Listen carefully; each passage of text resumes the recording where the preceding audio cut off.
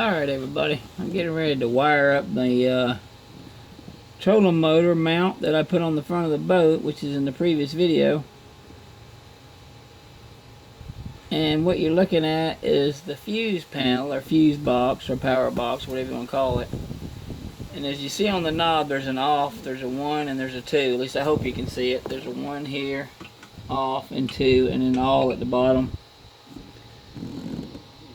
So what I'm going to do is I already took the screws out for the sake of the video so it doesn't bore you to death. Alright, so what I did is I pulled the 4 screws out and opened it up. And as you can see on here, if you can see them, they're all numbered. Got 1, 2, and 3. And I'm going to run my trolling motor off of number 1 so I don't kill both batteries. So whenever I'm out there in the water and I'm using my trolling motor, I'm going to switch the switch over to just 1. So that way if I kill that battery, I've still got battery number 2 to start the boat and run the boat and what have you, and then charge it back up. So what I did was I drilled 1 hole in the bottom right here. So I've got my power wire coming up from my trolling motor, and I'm going to connect it to number 1 right here. So I'm going to pull this off, put a connector on it, and connect it right there, and then close it back up. And yes, I did have to go to the store and get this connector because I didn't have one. I thought I did. So all you really need is a drill, a pair of crimpers,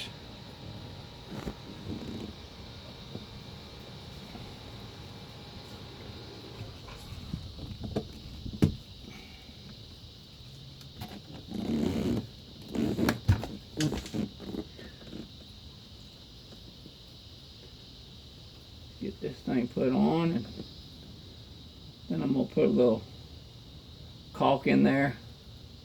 Once I get it ready to close up, I'll seal it up from the bottom. You gotta get it in there now.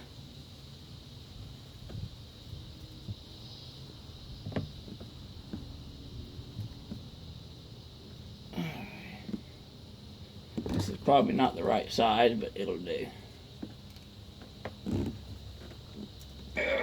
It's the only one I could find that would fit that bolt size. So now, pull that off of there.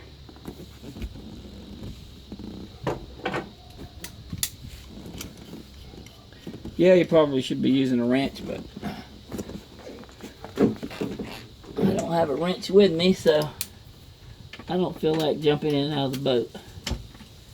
And they're not that tight anyway. Now when I'm all done, I'm going to spray some wax in here. The wax spray that I showed on the previous video that helps stop corrosion.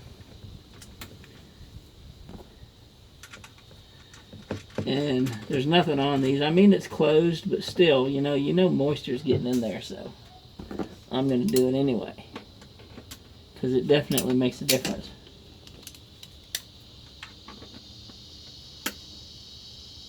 There we go. So now that I've got that connected, I'm going to put some spray .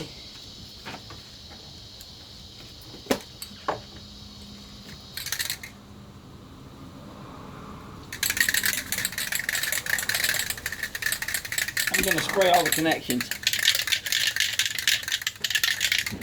just to try to make sure we don't have any rust.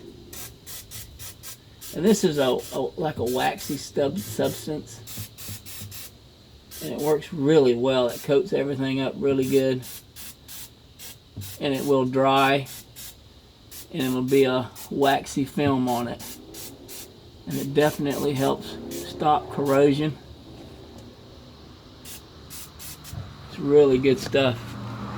And I've got some other things I got to do to the dash, and as soon as I get that done, I'm going to spray all those wires. So now I'm just going to put the box back in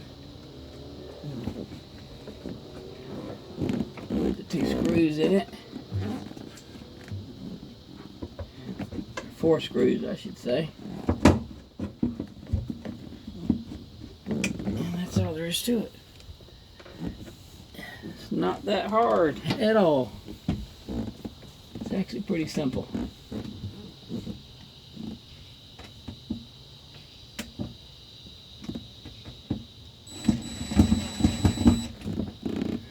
So get two of them in there.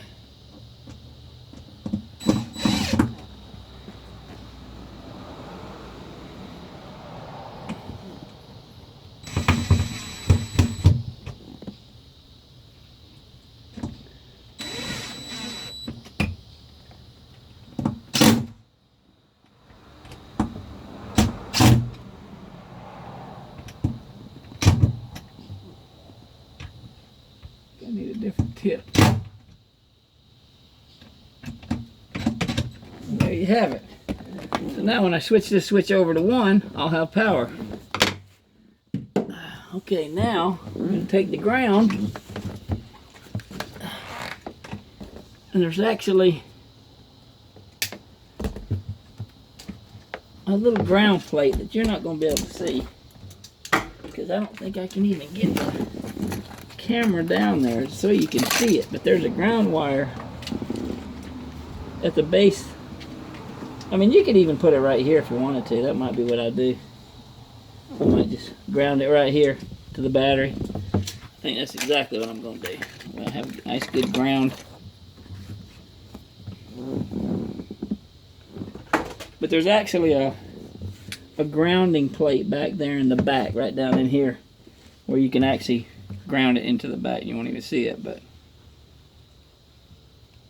this doesn't really bother me any. You're not going to be down in here anyway, so I'll just put a ground on the battery.